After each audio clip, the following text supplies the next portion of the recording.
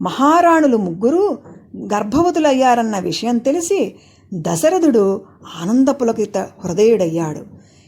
పూర్వం వినని మాట అది. ఆ తీయని మాట వినటానికి దశరథునకు 60,000 సంవత్సరాలు పట్టింది. కాలం ముందుకు సాగుతున్న కొద్దీ రాణిత్రయానికి నెలలు నిండుతూ తొలి ప్రసవానుభవానికి చేరువవుతున్నారు. ఆ సమయంలో సత్యలోకంలో బ్రహ్మదేవుడు సభను ఏర్పాటు చేశాడు. సకల దేవతా ప్రముఖులందరూ ఉచితాసనాలపై ఆసీనులై ఉన్నారు. అప్పుడు బ్రహ్మదేవుడు సభను ఉద్దేశించి, దేవతామూర్తులారా, శ్రీ మహావిష్ణువు దశరథరాజపుత్రుడుగా అవనిపై అవతరించే సమయం ఆసన్నమవుతోంది. ఆ నరావతారమూర్తికి అండగా ఇప్పటికే నా ఆవులింత నుంచి జాంబవంతుడు జన్మించి ఉన్నాడు. ఇక మీ అంశలతో వానరవీరులను సృజించడమే మిగిలి ఉంది అనగా దేవతలందరూ అప్సర కిన్నెర గంధర్వాది స్త్రీలయందు వానరవీరులను సృజింపజేశారు.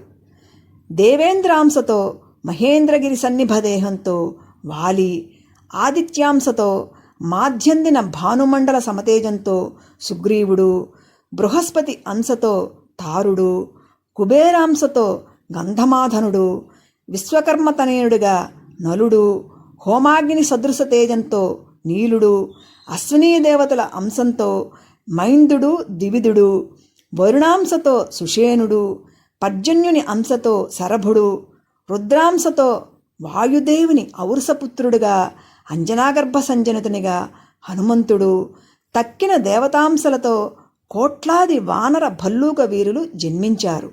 రావణ సంహారమే లక్ష్యంగా అవతరించిన ఈ వానరులంతా బల వీర్య ధైర్య పరాక్రమవంతులు, కామరూపులు, వాయుపథగమనులు, స్వేచ్ఛాసంచారులు, వజ్రతుల్య దేహులు, నానావిధ యుద్ధ విద్యా విశారదులు. వీరందరికీ నాయకుడు వాలి. ఈ వానరులంతా నదీ నద పర్వతారణ్య సాగర సహితమైన ఈ వసుధాతలాన్ని ఆవరించి నివసిస్తున్నారు.